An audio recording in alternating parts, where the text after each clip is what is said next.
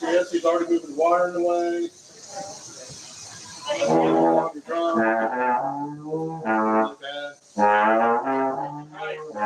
right, upper left.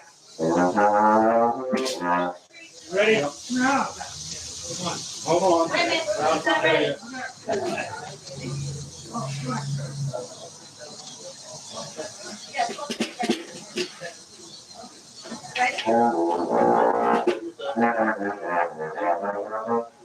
All right, what's up? 1, 2, 3, 4.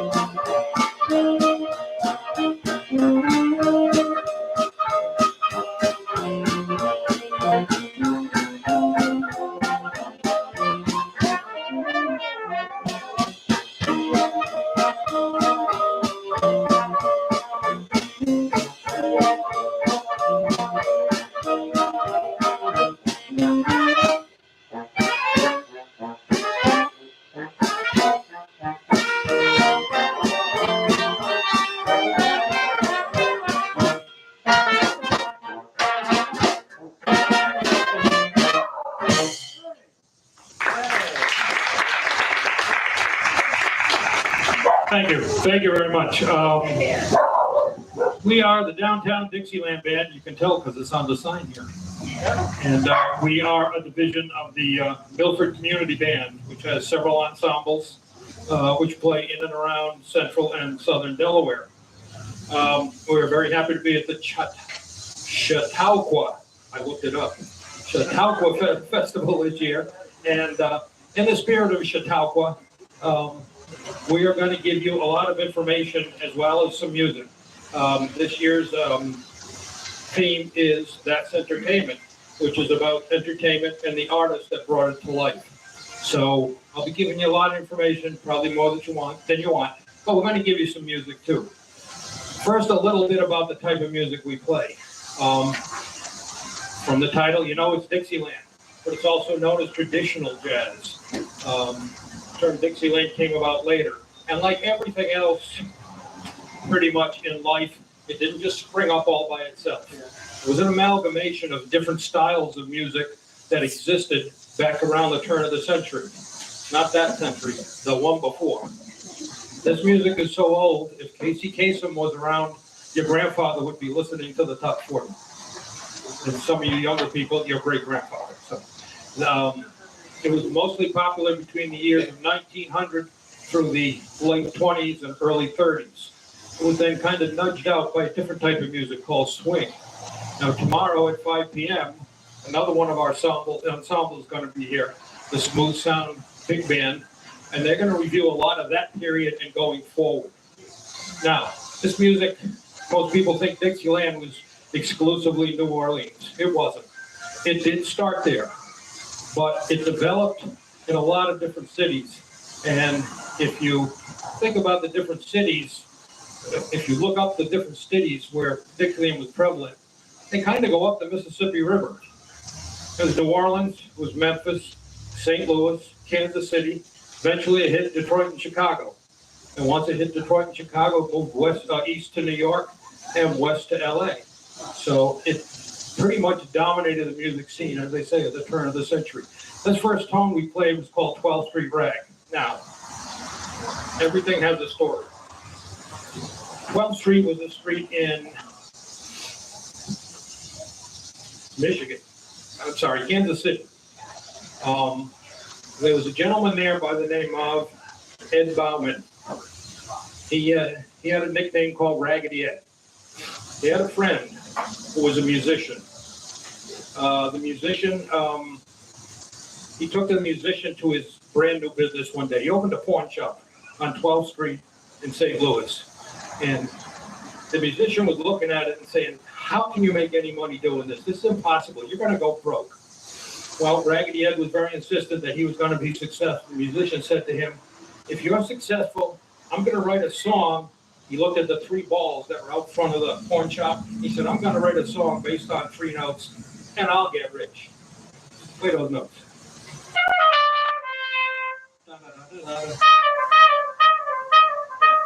Those are the 3 notes. So he wrote this song in 1898. Big mistake. He didn't copyright it. So everybody borrowed it, used it. He got 0 money. He did not get rich on this song. He did eventually copyright it in 1914 and was one of the most popular songs in the early Dixieland era. Okay. I'll take you through there. Scott, I get the second one. Yeah, what's that? All right, I'll stop too fast. 1, 2, 1, 2, 3, 4.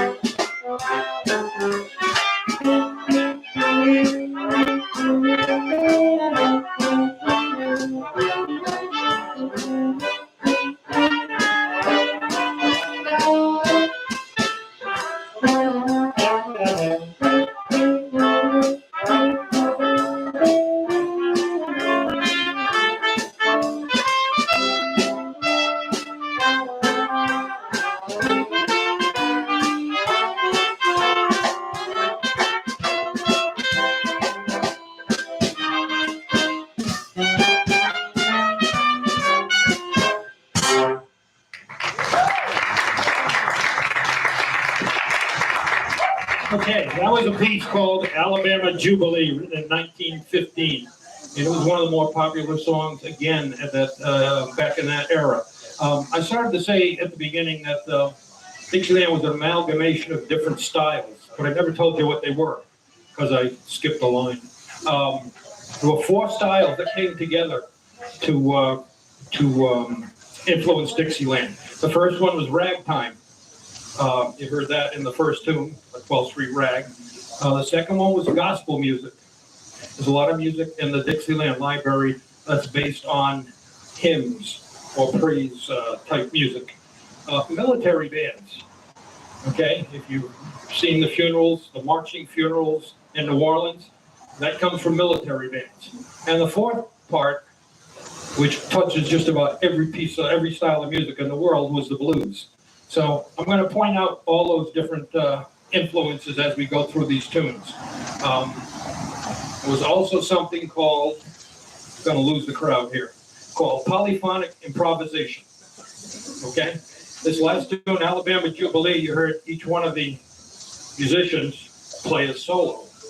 We played the theme, we played solos, and then we went back to the theme. Some of the tunes, and something that became quite popular in Dixieland, was a technique called polyphonic improvisation, where all the horns improvise at once, based on a line that was written and harmonized.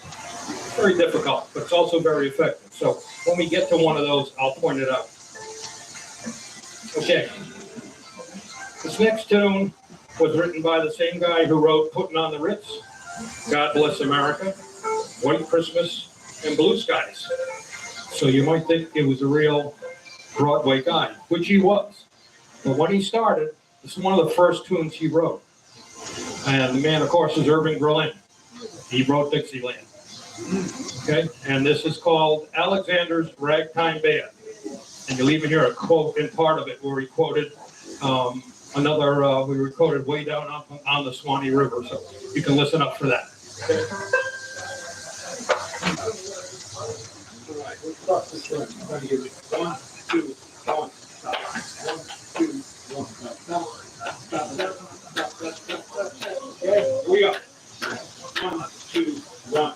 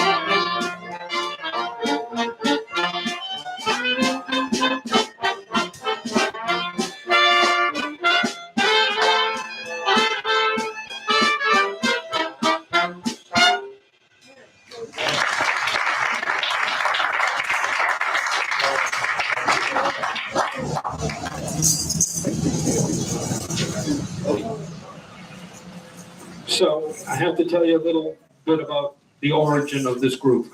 As I said when I started, this group was a division of the Milford Community Band. Milford Community Band was started many years ago, over 30 years ago, by a gentleman by the name of Joe Lear. We lost Joe Lear in 2020 at the age of 96. Okay, and Joe was Joe was involved in all the different bands of the Milford Community Band, but this was kind of his darling. He led this band. He dragged us all over the state. He was an amazing individual with a level of energy and a level of interest. When I started with the band, I'll give you a little of my background. I was not a professional musician all my career. I worked in retail. I was a manager. But after I retired, I said, let me get my chops back, see if I can find a place to play. And I did. Joe had me come in. I played one job, and I messed up terribly. So I went home, and I wrote Joe a very long email apologizing for wasting his time and that I was resigning from the band. He said, I'll see you at rehearsal next week. So that was Joe. Before he passed, he asked me to keep this going, and I was both intimidated and very proud that he chose me to do that. So we're doing the best we can, Joe. I miss you a lot. Okay, you saw me playing this thing. Now, this was Joe's. He never played it, but he always took it to every job. When I took over, I asked the band, I said, I really don't want that. I want a cowbell. They said, hell no. You're not getting a cowbell. So that's how I ended up with this.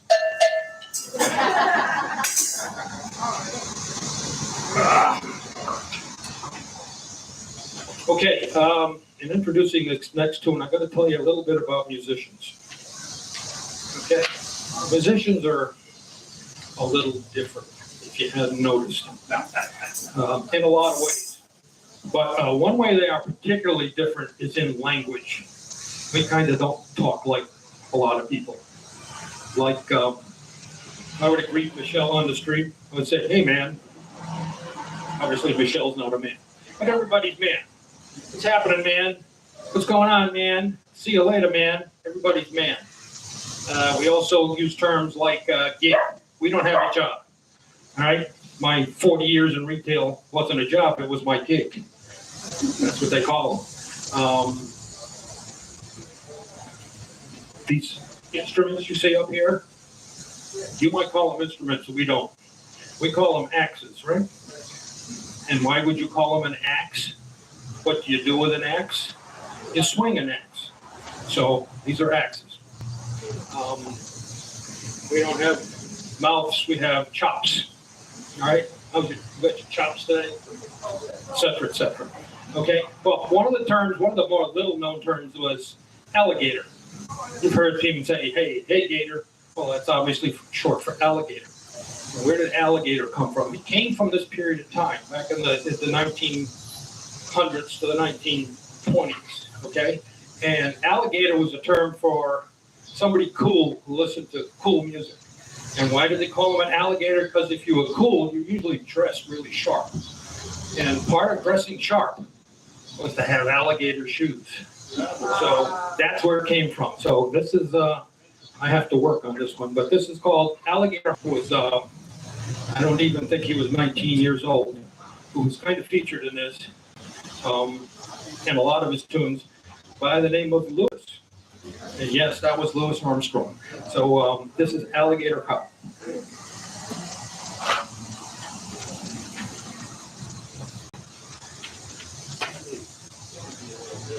Wish me luck. I'm going to give you 4 and 3. 3, 4, 1, 2. And guys, running the whole time. The last time I take this one section too long. Okay? 1, 2, 3, 4, 1, 2, 3.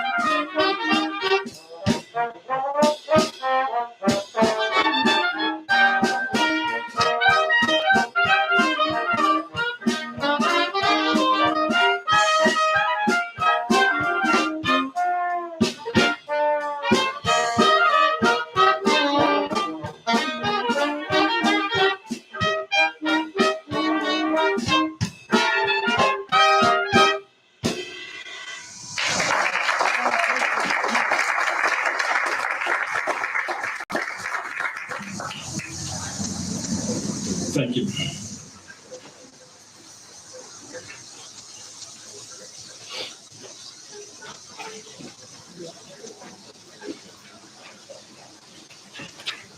Well, I'm thinking about it. If you had occasion to use Facebook, we do have a Facebook page called the Downtown Dixieland Band. You can get a lot of information about the band there, our future performances, and also a little history. So that's on Facebook, Downtown Dixieland Band.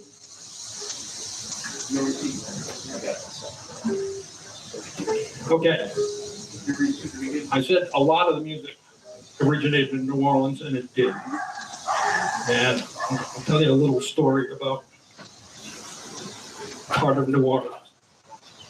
If you go to New Orleans today, there's something called the French Quarter. That's where everything's happening in the French Quarter, right? That's where you do the Mardi Gras and all that stuff. Well, it wasn't always called the French Quarter. Okay, way back when, before the turn of the century, it was known as the District. Now, why did they call it the District? Because it was an area of the town where things went on that really shouldn't happen. Okay, it was called the District. There was a city councilman by the name of Sidney Story who decided that, we got to do something about the crime all around New Orleans. And his bright idea was, instead of having crime all over the city, maybe we can squeeze it down into one small area. Right? Then we can control it better. Not a great idea. But anyway, they renamed the district Storyville. Okay? And that's where a lot of clubs grew up. And you had clubs with different ethnicities and different bands with different ethnicities. Remember, this was back in 1900s. Things were pretty much separate. But this was one of the first places where they at least got in close proximity to each other. And the main drag in Storyville was Basin Street. Now, I said before, I was going to try and point out these different elements of the music. This Basin Street blues, why? Because it's a blues structure, okay? Which permeates, as I said before, almost all music, jazz, rock and roll, whatever. So this is Basin Street blues.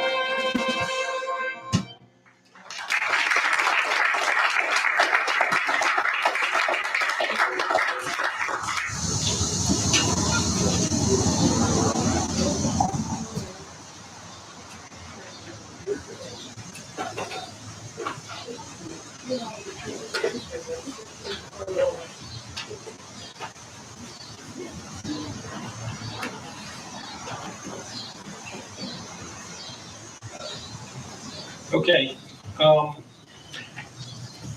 Another city, Memphis, Tennessee, mentioned upon going up the Mississippi River.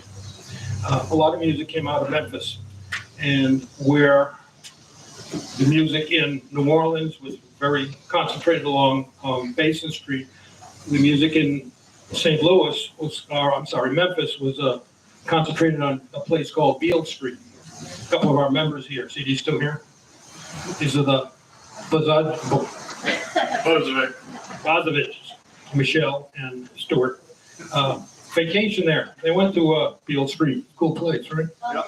Okay, and this is obviously the blues in the name. This is a blues, but it's a little bit different kind of blues.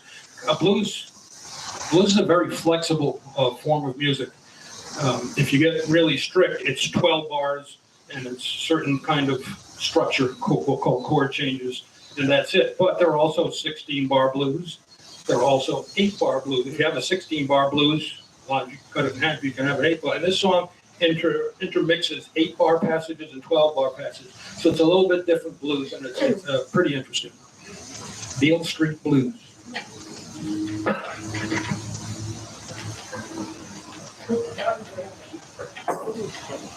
Ready? Next one.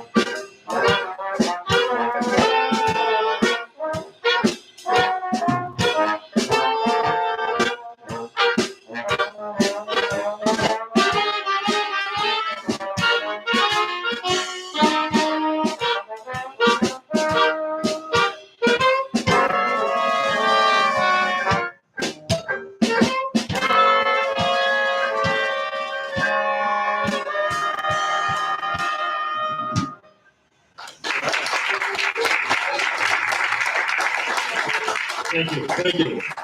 You can call that a lot of things. I call it comfort music. It's just comfortable. That featured our brass section. Mr. Dwight Fowler. Mr. Rich Auburn.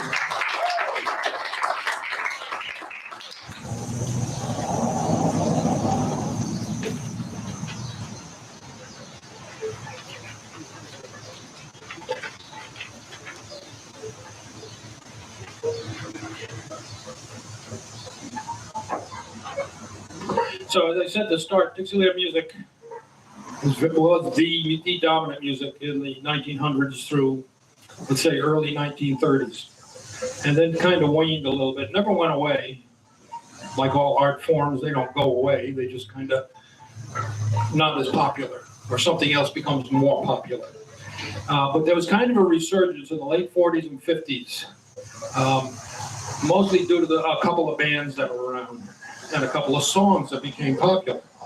I'm thinking of the Firehouse 5+2, the Dukes of Dixie. There's a couple of bands in the late 40s and 50s which became very popular, and that created a resurgence in the music. And this particular tune did also. This was written by people I don't recognize, Eddie DeLange and Louis Alter in 1947. So it's not one of the old oldies, but it kind of goes to the core of how the music developed. And you will recognize this one. It's Do You Know What It Means to Miss New Orleans?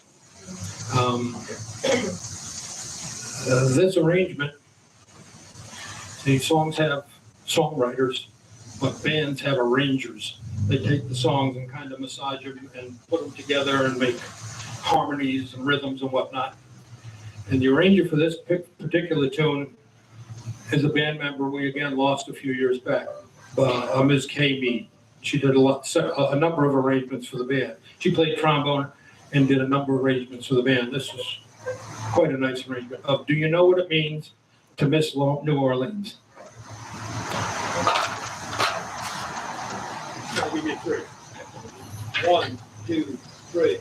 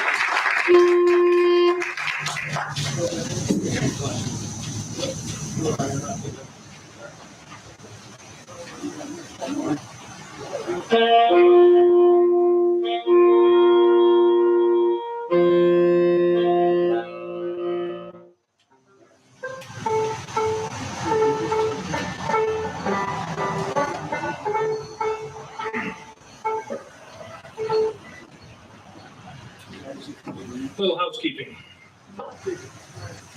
Okay. Another tune that was pretty mainstream in Dixieland was Bill Bailey. Everybody's heard of that song, right? And you pretty much all know the words, right? That's a good thing, because this is as close as we come to audience participation. We're going to play the song, a couple of choruses, and then we're going to sing. We'll play some more choruses, then we're going to finish the song. You got it? There'll be a quiz later. Okay, a little bit about Bill Bailey. Yes, there really was a Bill Bailey. His name was Willard. Willard Bill Bailey. This story about this tune comes about in Jackson, Michigan. The song was written in 1902. And Bill Bailey was not a musician, but he had a friend who was a piano player, keyboard player, Huey Cannon, who played at a club in Michigan, in Jackson. And he was a great music fan. Bailey would go there every night and listen to the band. He was single, he'd go there every night, and he closed the place every single night, listening to the band. Well, after a few years, he was talking to his friend, Huey, and he mentioned that he met a girl by the name of Sarah. And he said he wouldn't be coming to the saloon, and Cannon said to him, well, you probably won't be coming here that often now to hear the music. He said, well, we'll have to see. So Bailey went ahead and got married. And for the first week or so, they didn't see him at the club. But after a week, he showed up. And then he showed up the next night, and the next night, and the next night. And Conrad became a little concerned, or Cannon became a little concerned that he was going to have marital problems if he kept coming to the club every night. So he wrote this song. And of course, the full name title of the song is Won't You Come Home, Bill Bailey. And that's where the song came from. So we're going to do this, and when we get to the audience participation part, you know what to do.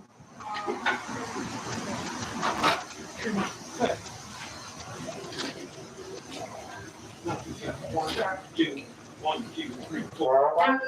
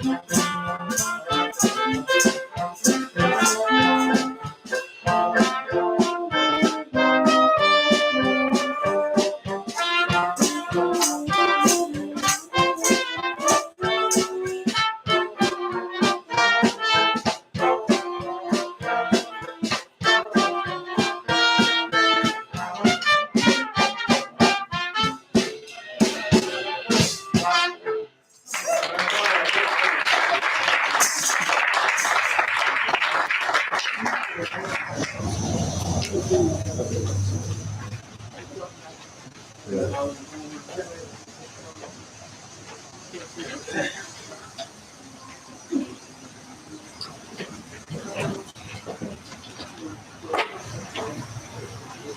we have another blues to play for you. It's called Millenberg Blues. No, it's not. It's called Wabash Blues. This was written in 1921. Believe it or not, even back then they had million sellers, and this was a million seller. And it stayed on the as number one on the charts. They had charts, 1921, for 6 weeks straight. It's really, really pretty tune. Wabash Blues. Wabash Blues.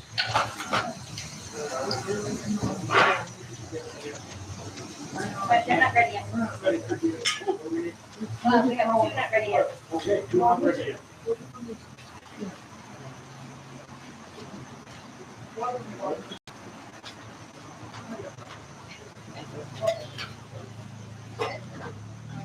We good? Okay. 4 and 1. No, I'm not going to. I'm going to get it 3. Okay. What are we doing? Give you 4 and 1. Okay. Heads up. Go ahead. 1, 2, 3, 4, 1.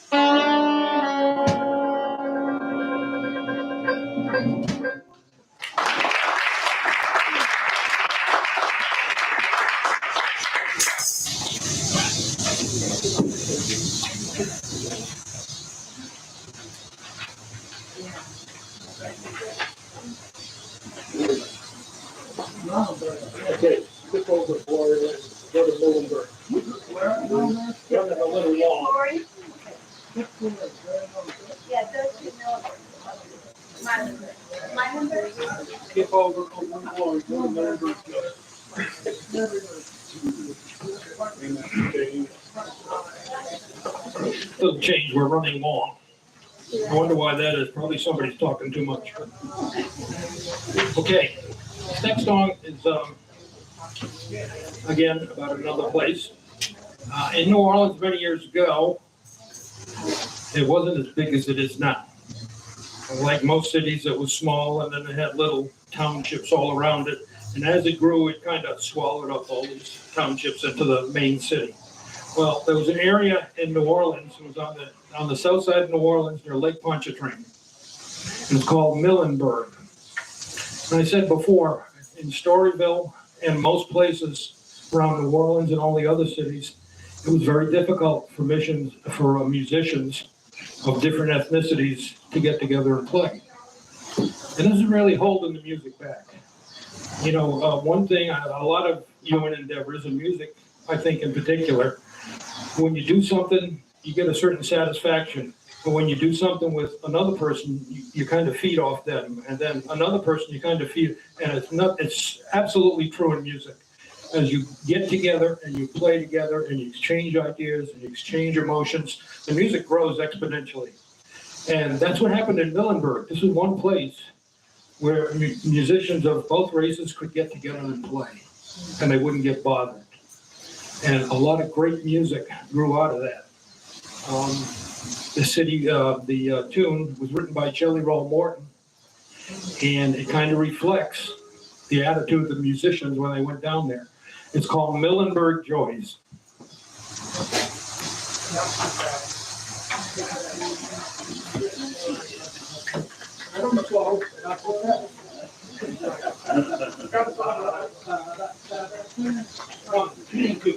One, two, three, four.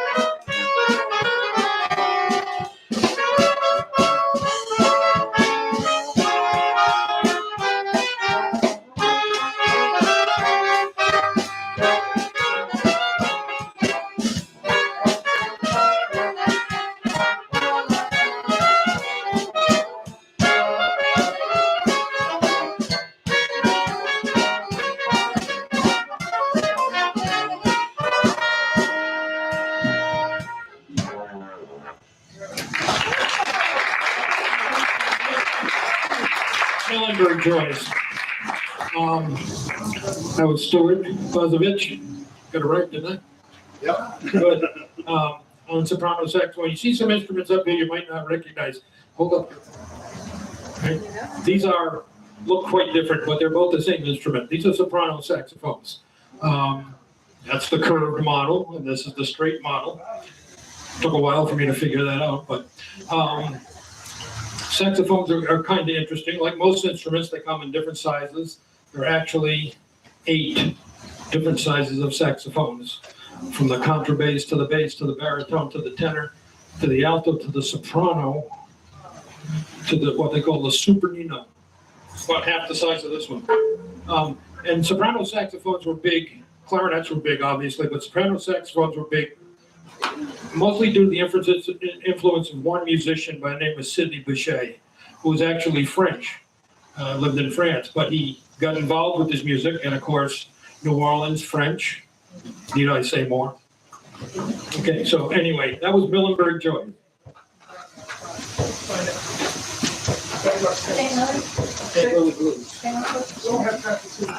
Okay, there's always an argument, or let's say disagreement among music fans of what's the most popular or what's the best. Best is a terrible description because it's not a contest, it's art.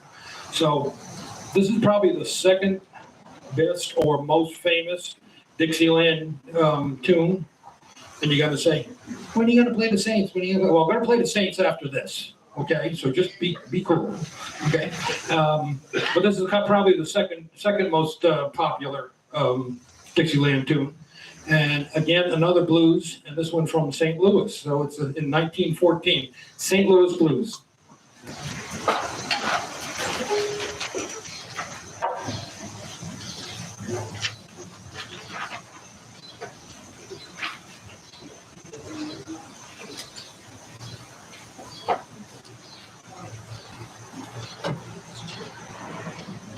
All right, give us 4 beats. Right?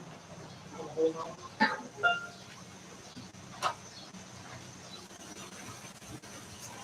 One, two, three.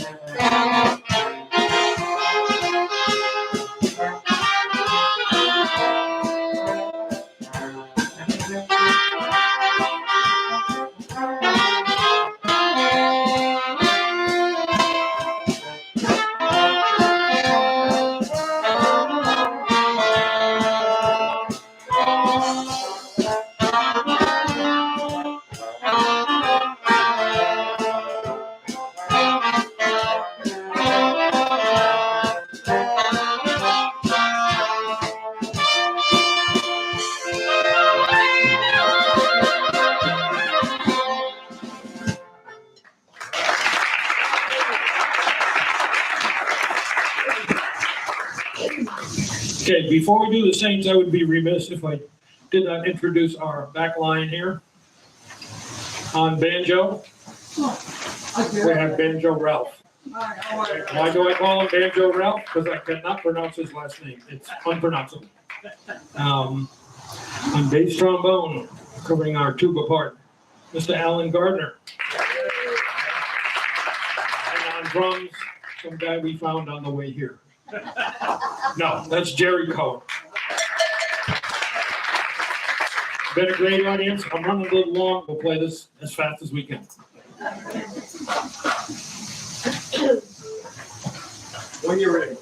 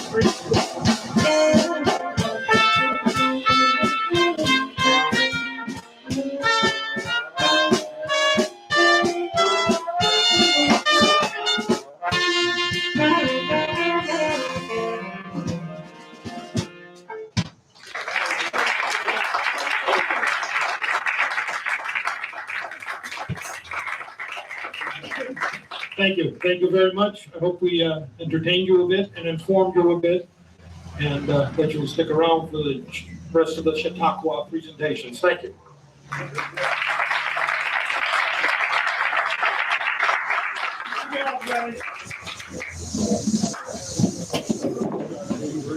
Thank you very much. That was excellent. Thank you everyone for attending. Sorry. We are going to take a short break, but Chautauqua continues tonight at 6 o'clock. At 6 o'clock, we have the Possum Point Players Radio Theater performing here. And then at 7:30, our headliner for tonight is Buffalo Bill from the American Historical Theater. So I hope we all see you later tonight. And if you can't be here in person, we are live streaming everything on YouTube. So thank you all for attending so far today, and I hope we see you all at 6. Thank you.